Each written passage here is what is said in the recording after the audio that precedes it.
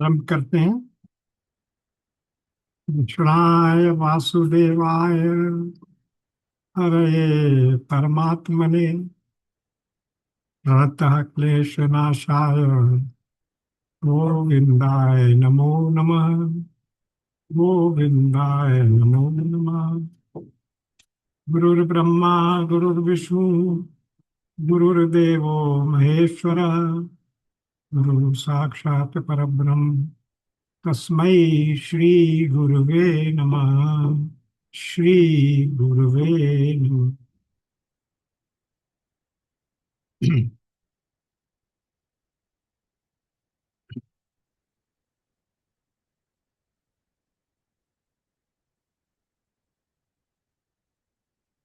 विवेक चूड़ामणि का अध्ययन चल रहा है।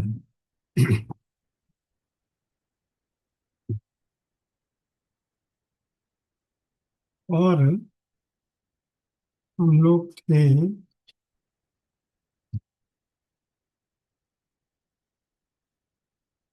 प्रथम खंड पेज 341।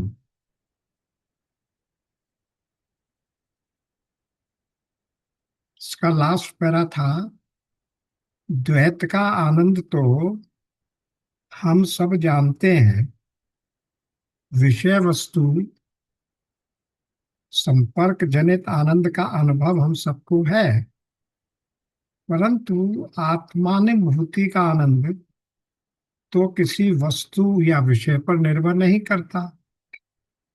वह तो ब्रह्म का आनंद है, ब्रह्म का मूलभूत स्वरूप।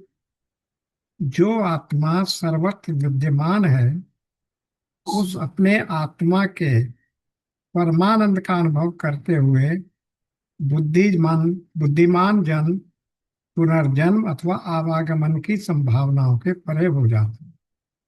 यहाँ मुख्य बात यही बताई गई थी कि संसार में जो द्वैत है, विषय है, वस्तुएं हैं, पद है, प्रतिष्ठा है, उन सबका तो आनंद, उन सबके आनंद का अनुभव तो हमें है, पर आत्मानुभूति का जो आनंद है वो विषय वस्तु निरपेक्ष है। किसी वस्तु से या विषय पर या किसी पद पर, प्रतिष्ठा पर वो आनंद जो हमें प्राप्त होता है, वो आनंद बहुत ही गौण है और बहुत ही क्षण भंगुर है। तो वो जो ब्रह्मानंद है वो उस प्रकार के आनंद से बहुत ऊपर है, और वो विषय या वस्तु पर निर्भर नहीं करता। और वो आनंद क्या है? ब्रह्मानंद का मूल स्वरूप का अनुभव होना। जो आत्मा सर्वत्र विद्यमान है, उस अपने आत्मा के परमानंद का अनुभव करना। और जब ये परमानंद का अनुभव हो गया तो फिर क्या हुआ? ब्रह्म और आत्म का ऐक्य हो गया, दोनों में एकात्मता हो गई, और इसलिए हम ब्रह्म स्वरूप ही हो गए। तो फिर क्या हुआ? आवागमन की संभावना समाप्त हो जाती है। इसी बात को आगे बढ़ाते हुए कह रहे हैं कि ब्रह्म स्वरूप होने के बाद क्या होगा। पेज 342 श्लोक 224। ब्रह्म स्वरूप हो जाने के बाद कोई फिर इस जन्म मरण वाले जगत में वापस नहीं आता। इसलिए व्यक्ति को ब्रह्म आत्म ऐक्य अनुभूति के लिए अवश्य ही प्रयत्नशील होना चाहिए। यानी मैं ही आत्मा स्वरूप हूँ, शरीर नहीं हूँ, और मेरी आत्मा ही ब्रह्म है। ब्रह्म में और आत्मा में कोई अंतर नहीं है। एक ही तत्व के दो नाम है, ब्रह्म कहिए या आत्मा कहिए। ब्रह्मभूत मुहावरे का प्रयोग गीता में हुआ है। वह जो ब्रह्म के स्वरूप का हो गया, वर्तमान में हम सब वस्तु घन प्रकृति भूत हैं। अभी वहां तो हम ब्रह्म स्वरूप ब्रह्मभूत नहीं है, यहाँ तो प्रकृति भूत है, प्रकृति के सहारे में है।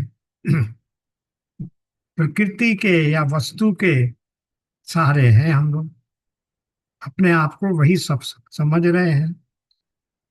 यह ऐसी बात है जैसे एक नदी बहते हुए सागर तक पहुंचे और सागर में मिलने के साथ सागर रूप हो जाए।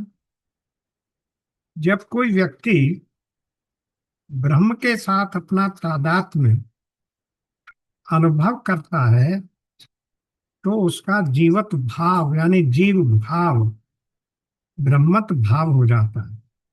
वो जीव भूत होने से एक स्थान पर वो फिर ब्रह्म बन गया, क्योंकि वो ब्रह्म ही था। किसी कारण से वो, किसी प्रक्रिया से, किसी हवन से, किसी अनुष्ठान से वो जीव से ब्रह्म नहीं बना, क्योंकि वो ब्रह्म ही था।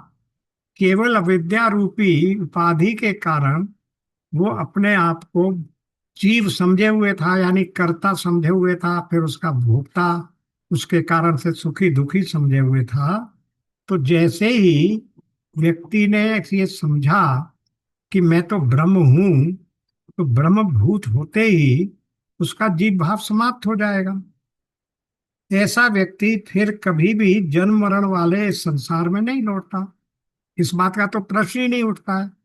अगर मैं ब्रह्म हो गया तो फिर जन्म मरण वाले संसार में आने का प्रश्न क्या है, क्योंकि मैं तो फिर क्या हूं? सत्यम ज्ञानम अनंतम ब्रह्म, सत चित आनंद स्वरूप हूं। तो वहां वापस आने का तो प्रश्न ही नहीं है, क्योंकि उपनिषद में कहा गया सत्यम ज्ञानम अनंतम। तो मैं तो अनंत हूँ, ज्ञान हूँ, सत्य हूँ। तो सत्य तो हमेशा सत्य ही रहेगा, वो सत्य तो कभी बनेगा नहीं। और जीव जो है, शरीर जो है, वो तो असत्य ही है। ना सतो विद्यते भावो, ना भावो विद्यते सता, 2.16 में बार बार कह चुके हैं। सत्य का तो कभी अभाव नहीं है और असत्य की कोई सत्ता नहीं है। तो जब आप सत्य को प्राप्त हो गए, सत्य चित आनंद स्वरूप हो गए, तो फिर असत रूपी इस संसार में आने का तो प्रश्न ही नहीं उठता है।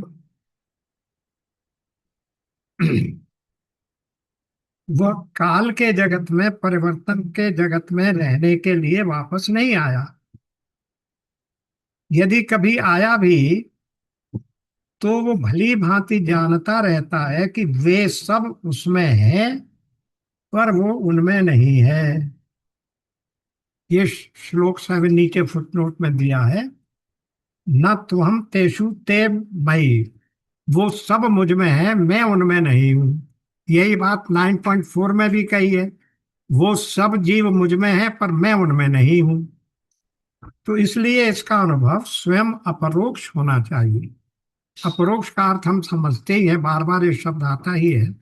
अपरोक्ष अनुभव का अर्थ है कि वो सदा ही हमारे साथ रहता है, विकारशील नहीं है, परिवर्तनशील नहीं है, और सदा ही रहने वाला, एक ही रूप में रहने वाला जो अनुभव है वो है, उसको हम अपरोक्ष का अनुभव कहते हैं। ब्रह्मानुभव में प्रतिष्ठित होना ही अपरोक्ष का अनुभव है। लीजिए ये नीचे श्लोक ही आ गया। सत्यम ज्ञानम अनंतम ब्रह्म, विशुद्धम परम स्वतः सिद्धम, नित्यानंद एक रसम, नित्यग अभिन्न निरंतर जयति। ये अर्थ बताया यहाँ। ब्रह्म सत्य है, ज्ञान है, अनंत है, अत्यंत निर्मल, विशुद्धम कहा, और सबसे परे यानी सबसे ऊपर, सबसे आगे, सब सूक्ष्मतम, और स्वतः सिद्ध है। किसी भी संसार की किसी भी वस्तु को सिद्ध करने के लिए हमें प्रमाणों की आवश्यकता होती है, लेकिन जो स्वप्रकाश है वो भगवान स्वतः सिद्ध भी है, उसे सिद्ध करने की कोई आवश्यकता नहीं है।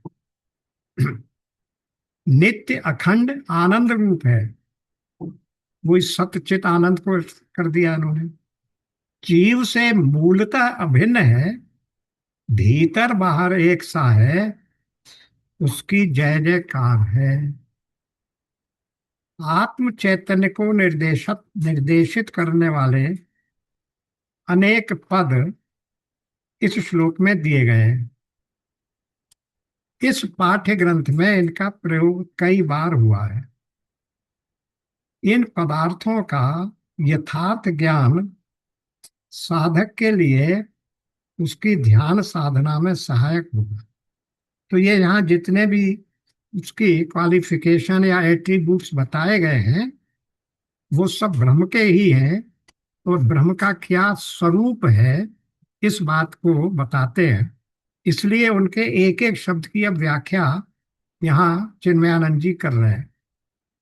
सत्यम यानी सत्य, और उसी सत्य के साथ एग्जिस्टेंस, सत्य यानी सत्ता, अस्तित्व। सत अथवा अस्तित्व, भूत वर्तमान और भविष्य, तीनों कालों में जो एक सा बना रहता है, वही सत्य है, वही सत्य है।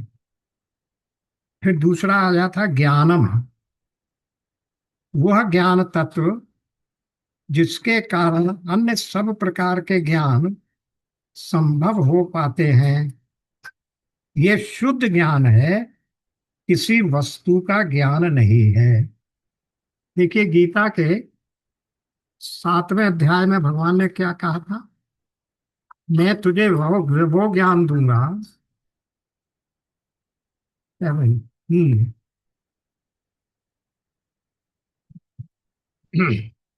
मैं तेरे लिए इस विज्ञान सहित तत्व ज्ञान को, 7.2, संपूर्णतया कहूंगा, जिसको जानकर संसार में फिर और कुछ भी जानने योग्य शेष नहीं रह जाता। यानी सब ज्ञान ही उसके अंदर उसी में, उसकी सीमा में है, उसको जानकर फिर और कुछ नहीं रहता। तो वही ज्ञान तत्व है जिसके कारण अन्य सब प्रकार के ज्ञान संभव हो जाते हैं। ये शुद्ध ज्ञान है। अनंतम, अनंत को हम जानते ही, जो कभी समाप्त न हो, क्योंकि वो नित्य है और सत्य है, इसलिए समाप्त होने का प्रश्न नहीं है। ये इसलिए कहा उन्होंने अनंतम, क्योंकि जो अनादि है वो अनंत ही होगा, ये आवश्यक नहीं है। जैसा कि हम देख चुके हैं पहले कि 6 तत्व अनादि तो बताए गए, लेकिन उनमें अनंत केवल एक ही तत्व बताया गया, वो ब्रह्म। बाकी सब सत्व तत्व अनादि होते हुए भी शांत हैं, अंत वाले हैं। इसलिए यहाँ एक्सप्लेन करना आवश्यक था कि वो अनादि भी है और अनंत भी है, अनंतम, जो कभी समाप्त न हो, क्योंकि वो नित्य है और सत्य है। अनंत इसलिए कि उसका कोई आदि भी नहीं है और उसका अंत रहित और परिपूर्ण है। सत्यम ज्ञानम अनंतम ब्रह्म, उसका आदि नहीं है का मतलब अनादि, जहां से जिसका कोई कारण नहीं है। सत्य की ये औपनिषदिक परिभाषा है, सत्यम ज्ञानम अनंतम ब्रह्म। ये वह जो नित्य है, एक उपनिषद में ये परिभाषा दी गई है, I think it is Mundaka Upanishad. वो जो नित्य है, अनंत है और बुद्धि में चेतन तत्व, ज्ञान तत्व के रूप में कार्य करता है, वही परम सत्य है। वही सब समय दैदीप्यमान चैतन्य तत्व के रूप में कार्य करता है। सब समय दैदीप्यमान चैतन्य का अर्थ होता है स्वप्रकाश। इसको संक्षेप में हम लोग स्वप्रकाश कह देते हैं। विशुद्धम, अत्यंत शुद्ध। भी लग गया ना शुद्ध के पहले, तो अत्यंत शुद्ध, प्रकृति के समस्त आवरणों से परे। कोई वस्तु शुद्ध या निर्मल तब कही जाती है जब उसमें उसके अतिरिक्त और कुछ नहीं होता। आत्मपरक दृष्टि से उसका अर्थ होता है वासना रहित व्यक्ति। परम, सर्वातीत, वह देह मन बुद्धि से अतीत हो जाता है। और जब इन तीनों से कोई परे हो जाता है, तो स्वभावतः कोई दृष्टा, भावक या विचारक शेष नहीं रह जाता। यानी फिर जब वो मन बुद्धि से परे हो गया, हम शरीर की परिभाषा यही तो करते हैं, बॉडी माइंड इंटेलेक्ट, शरीर मन और बुद्धि उनसे ऊपर है। तो जब इन तीनों से परे हो गया, तो फिर ना वो कुछ दृष्टा के रूप में रहता है, ना उसमें कोई भाव आते हैं, ना कोई विचार आते हैं। तब फिर दृश्य भाव विचार जगत भी नहीं रह जाता। अब जो शेष रह जाता है वह केवल निर्मल अनंत चेतन ही है। और वो कैसा है? एकमेवा अद्वितीयम। फिर आया स्वतः सिद्धम, जिसको जानने के लिए किसी माध्यम या कारण की आवश्यकता नहीं होती। वो स्वयं के द्वारा ही जाना जाता है। यानी वो स्वयं प्रकाश्य है, क्योंकि वो ऐसा ज्ञान है जिसके प्रकाश में अन्य सब ज्ञान संभव हो पाते हैं। इस ज्ञान को जानने के लिए और किसी अज्ञान की आवश्यकता नहीं होती। नित्य आनंद एक रसम, परमानंद सार तत्व। यदि ब्रह्म के बारे में प्रश्न किया जाए तो केवल इतना ही कहा जा सकता है, वह आनंद का सारभूत तत्व है, आनंद नहीं। आनंद का सार तत्व सभी आनंद के भी अतीत है। विषय वस्तु संपर्क से जो प्रसन्नता या आनंद हमें मिलता है, उसे आनंद की संज्ञा तभी दी जा सकती है जब वो भोक्ता से उसका अवबोध हो, यानी भोक्ता से अलग हो। फिर इस वस्तु जगत में सामान्यतः जो आनंद हमें मिलता है वो एक रस नहीं होता। वो कभी ज्यादा कभी कम, अर्थात विभिन्न विभिन्न मात्रा में मिलता है। ब्रह्मानंद एक रस होता है, निरंतर, समरूप, अव्यय। वह नित्य आनंद की अखंडता का अजस्र अनुभव है। उसमें कभी कमी नहीं आती। क्षणे क्षणे वर्धमानम, कमी नहीं आती, व्यय व्यय नहीं होता। प्रत्येक अभिन्न, व्यक्तिगत आत्मा से भिन्न नहीं। प्रत्यक को प्रयोग किया प्रत्येक आत्मा के रूप में। हम जब प्रत्येक आत्मा कहते हैं, दो शब्द होते हैं, एक प्रत्यक एक पराक। प्रत्यक दोनों में हलंत लगाए, क में प्रत्यक हलंत, पराक में क के नीचे फिर हलंत। इनका अर्थ क्या होता है? हम जो जब भी हम प्रत्यक आत्मा कहते हैं तो उसका अर्थ होता है हमारी जो वास्तविक आत्मा है, जो सबसे इनर मोस्ट है। प्रत्यक का अर्थ होता है इनर मोस्ट, और पराग का अर्थ होता है आउटर मोस्ट। तो हमारी आत्मा सबसे भीतर है, सबके अंदर है। देखिए 3.42 में यही तो कहा गया है कि आत्मा कहाँ पर है? सबसे भीतरी। 3.42। हम्म। इंद्रियाणु परानेहु, इंद्रिय व्यय, इंद्रियों को स्थूल शरीर से पर यानी श्रेष्ठ मानो, बलवान और सूक्ष्म कहते हैं। इन इंद्रियों से परे मन है, यानी मन इंद्रियों से अधिक बलवान और श्रेष्ठ है और उनके भीतर है। मन से भी पर बुद्धि है, और जो बुद्धि से भी अत्यंत पर है वो आत्मा, यानी सबसे भीतरी जो वस्तु है वो आत्मा। इसीलिए उसको प्रत्यक आत्मा कहते हैं। जबकि किसी किसी श्लोक में, अभी मैं पढ़ रहा था चौथे 4th चैप्टर में, वहां आत्मा शब्द का अर्थ शरीर माना गया है। तो संदर्भ के अनुसार आत्मा के बहुत से अर्थ गीता में हो जाते हैं। इसीलिए प्रत्यक्ष शब्द लगा देने का अर्थ है कि वो वास्तविक आत्मा जिसको हम ब्रह्म का रूप मानते हैं। तो वो क्या कह रहे हैं? प्रत्यक अभिन्न, यानी व्यक्तिगत आत्मा से भिन्न नहीं भी। ब्रह्म आत्मा के अतिरिक्त कुछ अन्य नहीं है, वो आत्मा ही है। और वो कौन सी आत्मा? जो हम सब में विद्यमान है। कोई दूसरी आत्मा नहीं है कि भाई वो ब्रह्म वाली आत्मा कोई दूसरी होगी जो ब्रह्म से एकाकार है, ऐसा भी नहीं है। जो हमारी आपकी आत्मा है वही आत्मा प्रत्येक आत्मा है, वही ब्रह्म से अभिन्न है। जयति सदैव विजयी, वो सबके हृदय में शान के साथ वैभव महिमा युक्त रहता है। वह प्रकृति की सभी उपाधियों पर विजयी होता है, क्योंकि वे समस्त उपाधियां सीमित हैं, नश्वर हैं, और एक दिन उनका पतन व नाश अवश्यम भावी है। तो ये इस प्रकार ब्रह्म का स्वरूप हमें बता दिया गया।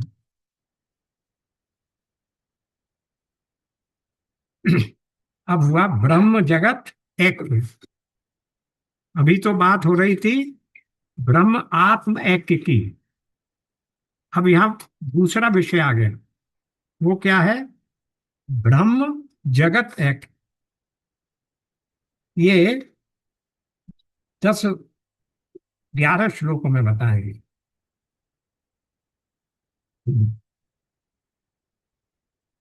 ये परम अद्वैत ही केवल सत्य तत्व है। परम अद्वैत जिसकी अभी बात हो रही थी, जो ब्रह्म आत्म एक एक है, या जो हमारा आत्मा है, या जो परम सत्य है, वो परम ये परम अद्वैत ही केवल सत्य तत्व है। क्योंकि आत्म तत्व के सिवा कहीं कोई वस्तु है ही नहीं। कह ही चुके हैं एक मेवा द्वितीयम। परम सत्य के अर्थात आत्मा के साक्षात्कार की अवस्था में और किसी का किंचित भी अस्तित्व नहीं रहता। अब ये साक्षात्कार का अर्थ क्या होता है? साक्षात्कार से नॉर्मली हम समझते हैं कि सामने हमारे दर्शन हो रहे हैं, हम आंखों से देख रहे हैं। अक्ष का अर्थ होता है आंख। तो साक्षात हो गया। आंख, आंखों से दिखने वाली वस्तु। तो वो ऐसा नहीं है। यहाँ साक्षात्कार का अर्थ होता है अनुभव किया हुआ। आत्मा के साक्षात यानी ये अनुभव हो कि मैं शरीर नहीं हूं, मैं आत्मा हूं। ये अनुभव आत्मा के साक्षात्कार की अवस्था में फिर और किसी का किंचित भी अस्तित्व नहीं रहता। क्योंकि वो तो एकमात्र अद्वितीय है ही है। शुद्ध ज्ञान स्वरूप ये सत्य ही सर्वोच्च है, परम है और अद्वैत है। उसमें कोई दूसरापन, कोई अन्यता नहीं है। वहां भोक्ता और भोग, ज्ञाता और ज्ञेय जैसे द्वैत की भेद की गुंजाइश नहीं है। अब ये द्वैत तो हम लोग समझते हैं द्वंद्व हैं। तो क्या है? भोक्ता। भोक्ता वो है जो भोग रहा है, और भोग्य वो है जिस वस्तु को भोगन भोगते हैं हम आइसक्रीम खा रहे हैं तो हम तो हो गए भोक्ता, और आइसक्रीम हो गई भोग्य। इसी तरह ज्ञाता और ज्ञेय, जिस वस्तु को बारे में हमें जानना है, जो व्यक्ति जानना चाहता है वो तो ज्ञाता हो गया। और जिस विषय या वस्तु के बारे में जानना चाहता है वो ज्ञेय हो गई। तो ये हमेशा ज्ञेय, ज्ञाता, ज्ञेय और एक त्रिपुटी होती है ज्ञान। हमें जिस वस्तु के बारे में जानना है वो ज्ञेय हो गई, और जिस माध्यम से, जिस ज्ञान से हम उस वस्तु के बारे में जानेंगे वो ज्ञान हो गया। तो मगर ये तीनों अलग अलग हैं, एक नहीं है। जो ज्ञाता होगा वो ज्ञेय नहीं हो सकता। जो भोगता है वो भोग्य नहीं हो सकता। जो दृष्टा है वो दृश्य नहीं हो सकता। तो यही कह रहे हैं कि आत्म तत्व शुद्ध ज्ञान स्वरूप ये सत्य ही सर्वोच्च है, परम है, अद्वैत है। उसमें कोई दूसरापन, कोई अन्यता नहीं है। उसके उदाहरण में उन्होंने ये बताया, वहां भोक्ता या भोग, ज्ञाता या ज्ञेय जैसे द्वैत की यानी भेद की गुंजाइश नहीं है। जब तुम ज्ञान के उच्च स्तर पर पहुंच जाते हो तो निम्न स्तर और उसकी वस्तुओं से स्वभावतः परे हो जाते हो। वह अद्वय है क्योंकि वो स्वयं अपना आपा है। उस अनुभूति के क्षण में स्वयं को अर्थात आत्मा को या अपने स्व को छोड़कर और कुछ भी नहीं रहता। सबका पूर्ण अभाव हो जाता है। ब्रह्म केवल एक है, नित्य है, अनंत है। अपरोक्षानुभूति के क्षणों में ये परम तम, परम सार परिपूर्ण होता है, अपने आप में पूर्ण और अपने आप से पूर्ण। उसके सिवा और कुछ नहीं, कुछ भी नहीं। हम कह देते हम तो तृप्त हो गए, हम पूर्ण हैं भाई, भोजन से या रस से पूर्ण हो गए। तो वो कह रहे नहीं, वो अपने आप में पूर्ण है और अपने स्वयं से ही पूर्ण है, कोई दूसरे माध्यम से पूर्ण नहीं है। स्व पूर्णता है उसमें, उसके सिवा और कुछ नहीं, कुछ भी नहीं। ये संपूर्ण विश्व, अब इस बात पर आ रहे हैं कि यहां तो बता दी जगत में केवल वही सत्य, उसके सिवा और कुछ नहीं, कुछ भी नहीं। तो फिर प्रश्न होता है कि सारा संसार, ये ब्रह्मांड जो हमें दिख रहा है वो क्या है? वही कह रहे हैं, ये संपूर्ण विश्व जो हमें अपने अज्ञान के कारण नाना रूपात्मक प्रतीत होता, वो वास्तव में केवल एकमात्र ब्रह्म ही है, जो सब प्रकार के भावना दोष से मुक्त है। उसमें कोई दोष नहीं है, केवल इस रूप में प्रतीत हो रहा है। अपने नाना प्रकार के रूपों में यह द्वैत प्रपंच, प्रपंच कहते हैं जगत को, जो हमको अपने चारों ओर दिखाई देता है, वो ब्रह्म विषयक हमारे अज्ञान के कारण, सत्य के अज्ञान के कारण द्वैत प्रपंचक विश्व की भ्रांति हमें होती है। सत्य वस्तु का अग्रहण ही अन्यथा ग्रहण का कारण है। यहाँ दो शब्द आए, स- अग्रहण और अन्यथा ग्रहण। कह रहे हैं कि अगर सत्य वस्तु का हमें ग्रहण नहीं हो, यानी सत्य वस्तु के बारे में हमें ज्ञान नहीं हो, तो क्या होगा कि फिर हम उस सत्य वस्तु को न मानकर किसी दूसरी वस्तु को ग्रहण कर लेंगे। वो हो गया अन्यथा ग्रहण। जैसे अगर हमें रज्जू नहीं मालूम है तो रज्जू का तो अग्रहण हो गया, और सर्प दिखने लगा तो अन्यथा वस्तु का अन्यथा का ग्रहण हो गया, वो अन्यथा ग्रहण हो गया। तो जब कभी भी सत्य वस्तु का अग्रहण होगा, तभी अन्यथा ग्रहण होगा, तभी कोई दूसरी वस्तु दिखेगी। सत्य वस्तु का अग्रहण ही अन्यथा ग्रहण का कारण है। जो कुछ हम देख रहे हैं वो ब्रह्म है। हर वस्तु और विषय में हम केवल ब्रह्म को ही देख रहे हैं। पर तुमको ये बात तब समझ में आएगी जब मन की भ्रांत कल्पना नष्ट होगी, जब सत्य को विकृत करने वाला भ्रम रत्ती भर भी तुम में नहीं रह जाएगा। भ्रम काहे से हो रहा है? उस सत्य वस्तु का ज्ञान न होने से, अविद्या के कारण, अज्ञान के कारण। तो जब कोई जरा सा भी भ्रम नहीं रह जाएगा, तब तुमको अनुभव होगा कि जो कुछ तुम देख रहे हो वो ब्रह्म और एकमात्र ब्रह्म ही है। ब्रह्म एंड ब्रह्म ओनली की आइडिया हो। जैसे जब तक हम सर्प को देख रहे हैं, तब भी वो रस्सी ही है, सर्प नहीं है। तो जब सत्य को विकृत करने वाला भ्रम रहेगा, तब तक तो तुम अन्यथा ग्रहण करते रहोगे। लेकिन जब वो नहीं रह जाएगा, तब तुमको अनुभव होगा कि हम जिस सर्प को देख रहे थे वो भी वास्तव में सर्प नहीं था, रस्सी ही थी। ये बात। तो इसी तरह जब हम इस भ्रम के कारण इस नाना रूपात्मक जगत को देखते हैं, तो हमें लगता है ये जगत सच्चा है, क्योंकि सत्य का ग्रहण नहीं हो रहा है और अन्यथा ग्रहण हो रहा है। जब वास्तविकता पता चलेगी, तो फिर हमें ये सब भ्रम ही मालूम होगा। उसमें कुछ और नहीं लगेगा, केवल ये लगेगा कि ये जो दिख रहा था ये कल्पना मात्र थी। वास्तव में तो सब चारों ओर वो स्वयं ब्रह्म ही ब्रह्म है, जो इन अन्य रूपों में अभिव्यक्त हो रहा था, कल्पित रूप।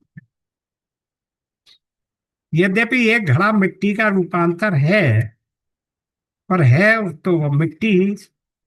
सारतः सभी जगह घड़ा वही है। तो फिर उसे घड़ा घड़ा क्यों कहो? वह मात्र कल्पित मिथ्या नाम। ये कह रहे हैं, इस सेंटेंस को समझिए। एक घड़ा मिट्टी का रूपांतर है, पर उसका नाम घड़ा है।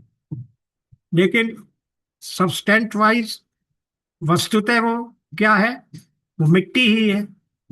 सारतः है मिट्टी ही है, सभी जगह मिट्टी है। तो फिर उसको घड़ा क्यों कहते हो? मिट्टी मिट्टी कहो ना। तो कहते हैं वो तो रूप है, रूप और आकार है जो कि कल्पित है। वो मात्र कल्पित मिथ्या नाम है। मिट्टी के बने हुए समस्त घट, भले ही उनके नाम भिन्न भिन्न हों, सारतः मिट्टी के सिवा और कुछ नहीं है। गंगा जल, गंगा जल घट, दूध भरा घट, मधु घट, जल घट, उनमें रखी सामग्री के अनुसार अलग अलग नाम आ गए हैं, परंतु हैं तो वस्तुतः मिट्टी ही। क्योंकि वे सब मिट्टी से बने हैं, इसलिए अपने शुद्ध स्वरूप में वे मिट्टी के सिवा कुछ नहीं है। इसी प्रकार यह विश्व ब्रह्म से आविर्भूत हुआ है, इसलिए वह ब्रह्म के सिवा अन्य कुछ नहीं हो सकता। फिर भी जब हम जगत में व्यवहार करते हैं तो भूल जाते हैं कि वो सब ब्रह्म है। जब हम घड़ों को उठाते हैं तो भूल जाते हैं कि ये सब मिट्टी है। जब हम प्रत्यक्षतः इस परिवर्तनशील जगत को देखते हैं तो अविकारी परिवर्तनशील ब्रह्म को भूल जाना स्वाभाविक है। नाम रूप और आकार चाहे जो हो, एक घट मिट्टी ही है और केवल मिट्टी ही है। इसी प्रकार देह, बुद्धि, मन और दृश्य और विषय, भाव और विचार, ये सब उसी अनंत चैतन्य के विभिन्न नाम और रूप हैं जिससे वे उद्भूत हुए, जिससे उत्पन्न हुए। अब ये एक बात आई, ये विश्व ब्रह्म से आविर्भूत हुआ है, इसका अर्थ आता है, इस ये जो बात कही जा रही है वो एक उपनिषद में एक श्लोक आता है।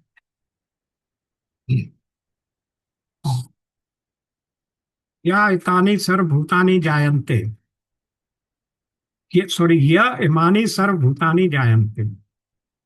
उसमें आया जिससे ये सारा जगत उत्पन्न होता है, शुरू का अर्थ है। फिर आया जो जिसके कारण से वो स्थिति में रहता है। तीसरा आया कि जिसके कारण से वो लय हो जाता है, जिसमें वो लय हो जाता है, वो सब वो ब्रह्म है। उसी को ब्रह्म कहते हैं, यानी ब्रह्म के द्वारा ही ये बनाया जाता है, प्रत्यक्ष प्रकट किया जाता है, ब्रह्म में ही स्थित रहता है और ब्रह्म में ही लय हो जाता है। वहां से ये बात आती है कि ये ब्रह्म क्या बनाया हुआ ही ये जगत। जगत के ब्रह्म के द्वारा जगत के बनाए जाने का कोई प्रमाण उन छह प्रमाणों में से नहीं नहीं साबित होता। तो जब हम लोग प्रमाण विचार कर रहे थे तब वहां यही आया।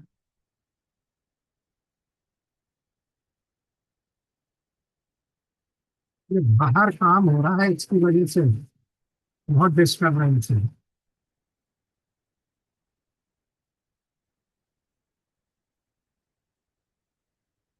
घर के बाहर रिपेयर चल रही है पूरी सोसाइटी की, उसकी वजह से तमाम चल रहे हैं इंस्ट्रूमेंट्स, उनका शोर है। हाँ, तो मैं ये कह रहा था कि जब हम प्रमाण विचार कर रहे थे तो नॉर्मली ये कह दिया जाता है कि विश्व के होने का प्रमाण, यानी ब्रह्म के द्वारा बनाए जाने का प्रमाण अर्थापत्ति प्रमाण से है। अर्थापत्ति प्रमाण वो है कि जहां उसके होने का, यानी उसके कारण का, कार्य तो दिख रहा है, उसके कारण का पता नहीं लग रहा है। भाई, धुआं दिख रहा है तो उससे तो आपने अनुमान लगा लिया आग होगी। लेकिन अर्थापत्ति ऐसा है कि यहाँ पर हमने देखा, सुबह उठकर आए तो पृथ्वी तो गीली है, पर खूब बादल, कोई बादल है नहीं, धूप निकल रही है, प्रकाश है। तो ये पानी कहाँ से आया? किसी के द्वारा छिड़काव भी नहीं किया जाता है। तो फिर हम ये मान लेते हैं कि इस नीलेपन का कारण कोई रहा होगा। अब क्योंकि पानी का कारण बारिश हो सकती है, इसलिए हम मान लेते हैं कि बादल रहा होगा, वृष्टि रही होगी।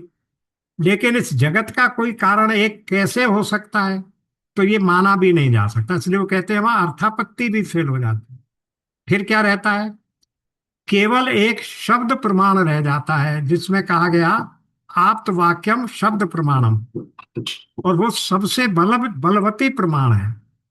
तो जहां सब प्रमाण फेल हो जाए, और सब प्रमाण सही नहीं साबित कर सके, सिद्ध कर सके, तो वहां फिर शब्द प्रमाण को ही मानना पड़ता। और शब्द प्रमाण में भी हमने ये देखा कि वेद ही क्योंकि अपौरुषेय है, किसी पुरुष के द्वारा बनाया हुआ नहीं है, इसलिए वही सत्य हो सकता है, भ्रमपूर्ण नहीं हो सकता। क्योंकि किसी भी पुरुष के द्वारा बनाया जाएगा कोई भी ग्रंथ या कोई भी प्रमाण, उसमें उस पुरुष की अपनी इंडिविजुअल वासनाएं आ जाएंगी, उसके इंडिविजुअल प्रीफिक्स आ जाएंगे, प्रेजुडिसेस आ जाएंगे। जैसे युधिष्ठिर ने कह दिया कि अश्वत्थामा हतो, नरो व कुंजरो कह दिया बाद में धीरे से। लेकिन अपना युद्ध जीतने के लिए तो युधिष्ठिर जैसे सत्यवादी ने, जो धर्मराज के पुत्र हैं, कह दिया अश्वत्थामा हतो। तो जब युधिष्ठिर जैसे भी कोई प्रमाण लिखेंगे, तो उसमें उनकी पर्सनल प्रेजुडिस आ जाएगी। इसलिए वेद को ही सबसे बलवती और सबसे उत्तम श्रेष्ठ, जिसका खंडन नहीं किया जा सकता, वो प्रमाण माना जाता है। तो वेद श्रुति जो इस श्लोक को बनाती है, वो शायद श्वेताश्तर उपनिषद है, आई चेकअप नेक्स्ट से बताऊंगा।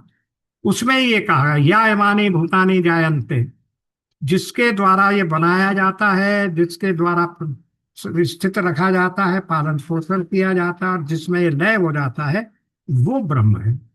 तो यानी ब्रह्म के द्वारा ही ये जगत स्थित बनाया जाता है, उद्भूत होता है, स्थित रहता है, प्रलय में जाता है। इसलिए यहां उन्होंने कह दिया, देख ली बोल्ड अक्षर में इसलिए लिखा है, इसीलिए मैंने एक्सप्लेन किया।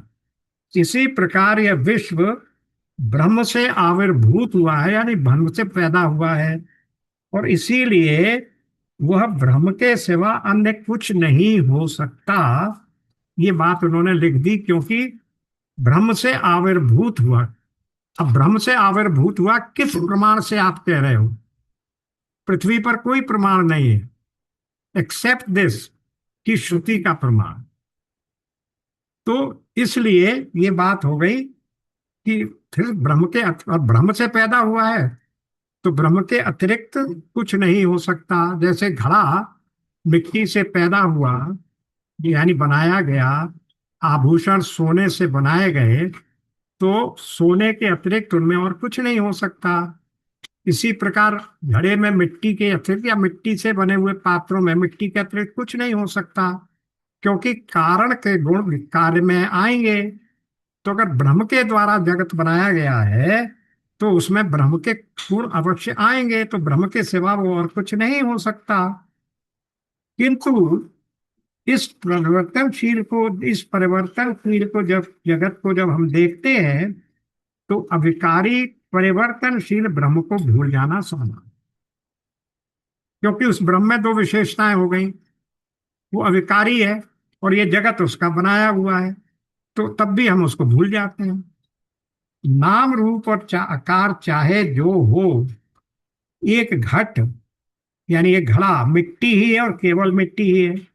इसी प्रकार देह बुद्धि मन और दृश्य विषय भाव विचार, ये सब उसी अनन्य चैतन्य के विभिन्न नाम और रूप हैं, जिससे वे सब उद्भूत हुए हैं, जिनसे वो प्रकट हुए हैं, बनाए गए हैं। अब नीचे के आप श्लोक पर आ जाते हैं। मिट्टी का एक घड़ा भारतः मिट्टी से भिन्न है, ये बात कोई भी किसी भी प्रकार के प्रदर्शन या प्रयोग से सिद्ध करके नहीं दिखा सकता। यानी घड़ा और मिट्टी अलग अलग है, ये नहीं सिद्ध कर सकते हैं। इसलिए कहना होगा कि घट भ्रांति कल्पित है, और उस घट का मिट्टी वाला भाग ही केवल शाश्वत सत्य है।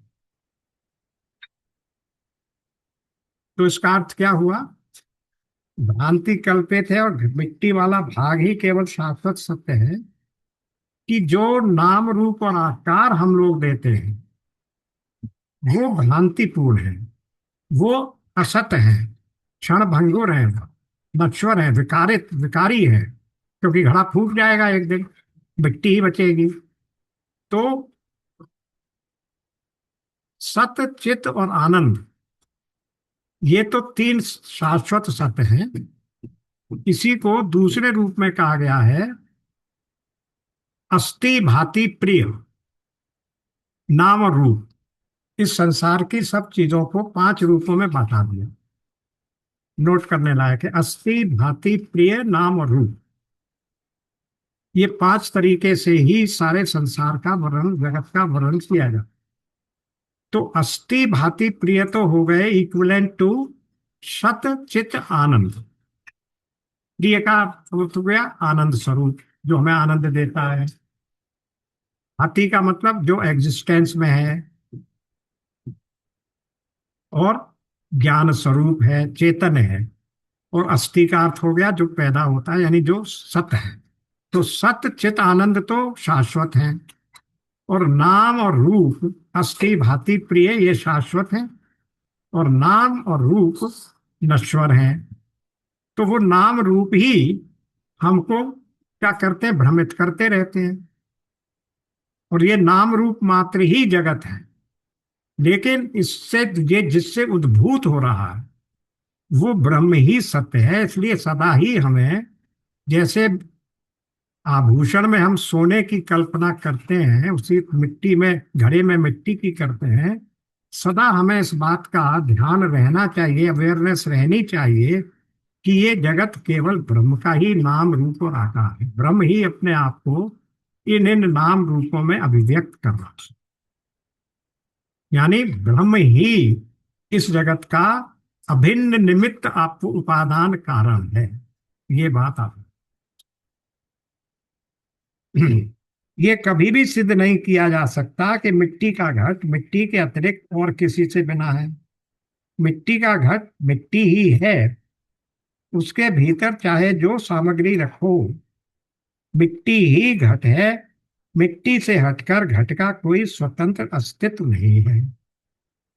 इसका स्पष्ट अर्थ हुआ कि घट मिट्टी में कल्पित नहीं है। मिट्टी के पात्रों में अंतिम सत्य मिट्टी है, और मिट्टी के सिवा कुछ नहीं है। घट मिट्टी के ऊपर एक अध्यास है, एक नाम और रूप का आरोप कर दिया गया, उस मिट्टी को इस नाम और रूप में परिवर्तित कर दिया गया। इसी प्रकार संपूर्ण विश्व सत्य ब्रह्म का ही कार्य होने से अतिरिक्त, उसके अतिरिक्त और कुछ हो नहीं सकता। वही जो बात, यह इमानी भूतानि सर्वम जायन्ते, उसका कार्य है वो। कारण क्या है? ब्रह्म, ब्रह्म के द्वारा उद्भूत हुआ। सारत है इन सब्सटेंस, वो विश्व ही, विश्व वही ब्रह्म है, और उससे हटकर उसका कोई अस्तित्व नहीं हो सकता। यदि कोई कहता है कि ऐसा हो सकता है, तो अभी भी मोह में है। और जैसे कोई निद्रा में बड़बड़ाता है वैसे ही बड़बड़ा रहा है। सत रूपी कारण से जो कार्य उदित हुआ है वो भी सत होगा, क्योंकि अंततः कार्य दूसरे रूप में कारण ही है। इसके सिवा कुछ नहीं, नाम रूप आकार बदल गए, मगर सोना तो सोना ही रहा। नाम रूप और आकार में होते हुए भी वो कारण तो वही है। कोई घट गंगा जल घट, कोई जल घट कहला सकता है, भिन्नता उनके प्रयोग में है, पर सारतः तो दोनों मिट्टी के अतिरिक्त कुछ नहीं है। इसी प्रकार संसार में कोई संत हो सकता है, कोई दुष्ट या पापी हो सकता है।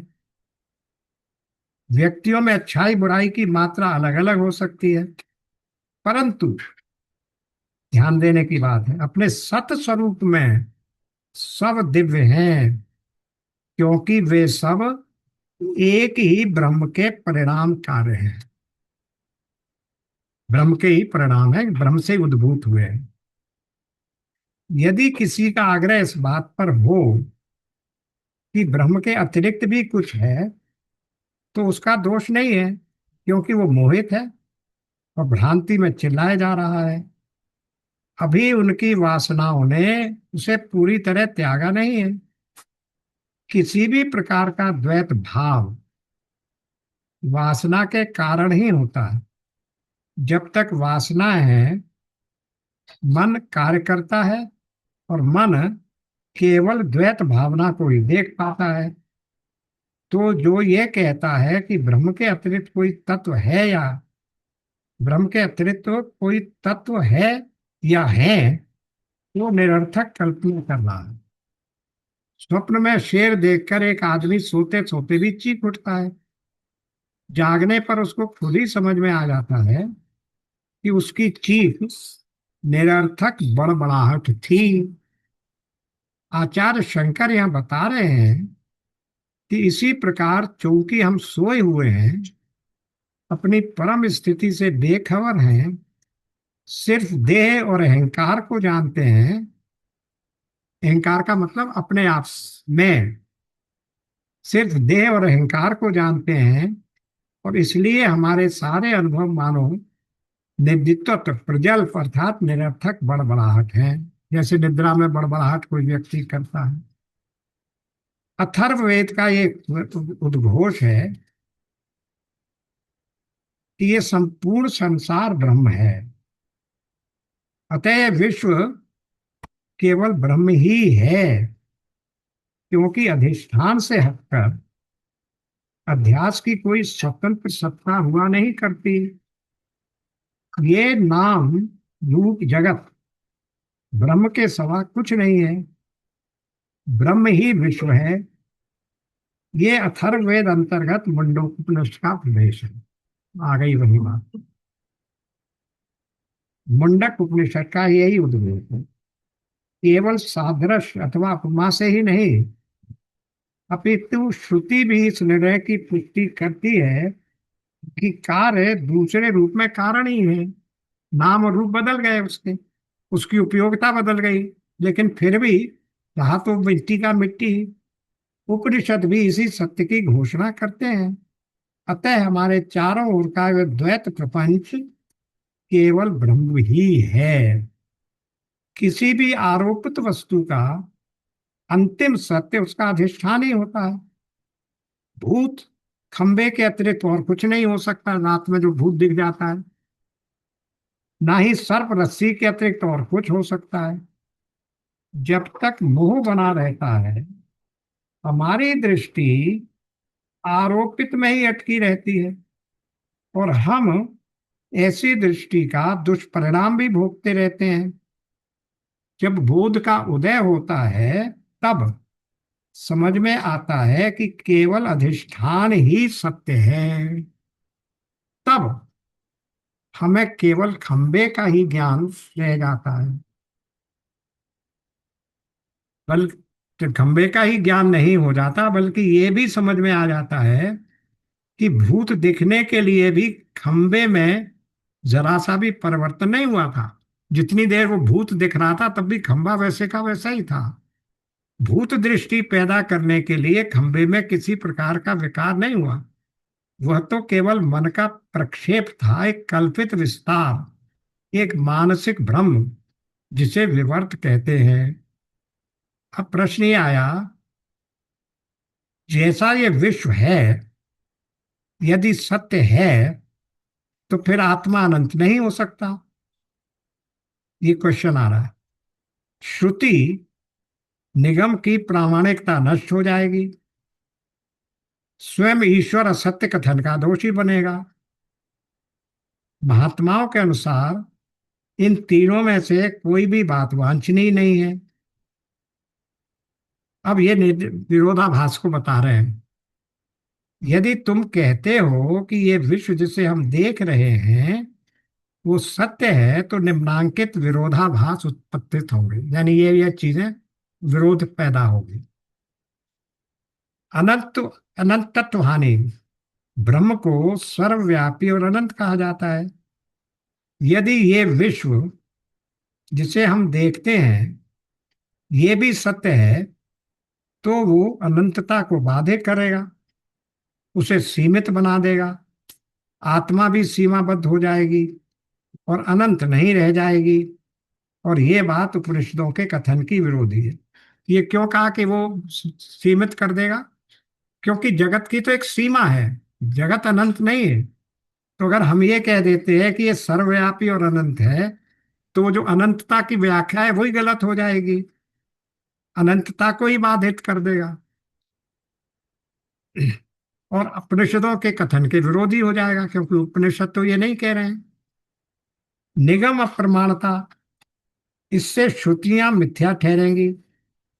श्रुतियां कहती हैं कि ब्रह्म सत्य है, जगत मिथ्या।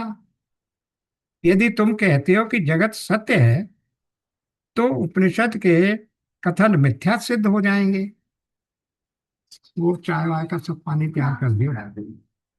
तो निकालना था। हाँ, रख दियो। और सुन, वो ये गिलास में चिकन भी बना के रख जा, रात को 6:30 बजे। बोतल में है। हाँ, ठीक है। उसमें थोड़ी चीनी डाल दो। ईश्वर झूठा हो जाता है। असत्यवादित्व ईशुति। ईश उपनिषदों के सत्य का प्रवक्ता ईश्वर है। यदि उपनिषदों के कथन झूठे होते हैं तो फिर उन कथनों का प्रवक्ता ईश्वर भी झूठा सिद्ध होता है। भगवान श्री कृष्ण ने गीता में कई बार घोषित किया है कि संसार एक प्रक्षेप मात्र है, उसकी वास्तविक सत्ता नहीं है। विद्वत जन ऐसे भयंकर निष्कर्ष स्वीकार नहीं करेंगे कि आत्मा अनंत नहीं है, कि श्रुति कथन मिथ्या है या भगवान झूठा है। सत दर्शन भी इसे स्वीकार नहीं करेगा। इसलिए हमें ये मानना पड़ेगा कि जगत मिथ्या है। ये जो आरोप लगा रहा है, जो शंका कर रहा है, उसका ये निष्कर्ष है कि कोई भी ये नहीं मानेगा। इसलिए हमें ये मानना पड़ेगा कि जगत मिथ्या है, ये कह रहे हैं। तो क्यों नहीं है? सबके राग सहज को जानने वाले उस ईश्वर ने उपर्युक्त दृष्टि का अपने शब्दों में उपर्युक्त दृष्टि को अपने शब्दों में स्पष्ट रूप से व्यक्त किया है। वे कहते हैं, न तो मैं ही भूतों में स्थित हूं और न वे ही मुझ में स्थित हैं। 9.4। ईश्वर ये है, ईश्वर वो है जो द्वैत प्रपंच का खेल और उसके अधिष्ठान ब्रह्म को भी जानता है।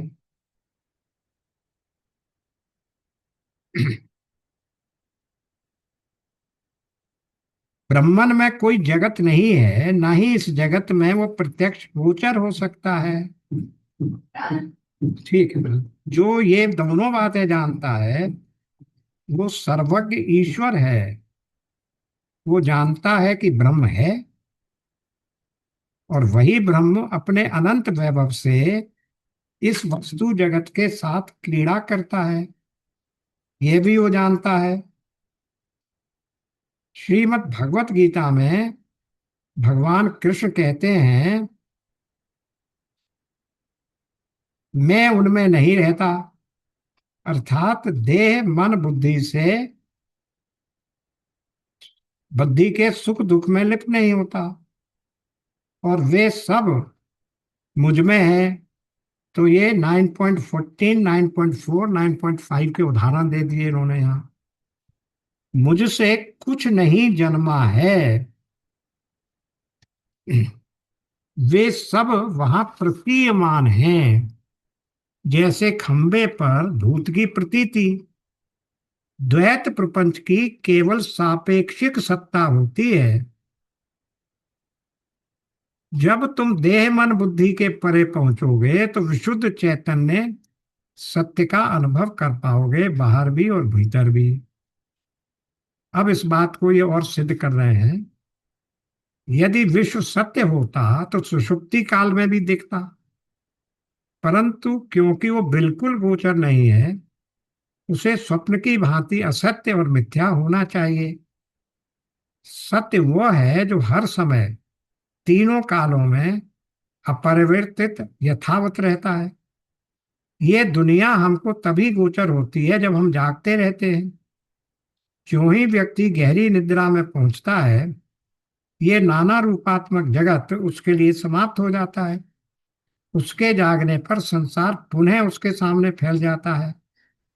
जो एक समय विद्यमान है दूसरे समय नहीं है, वो कभी भी सत्य नहीं हो सकता।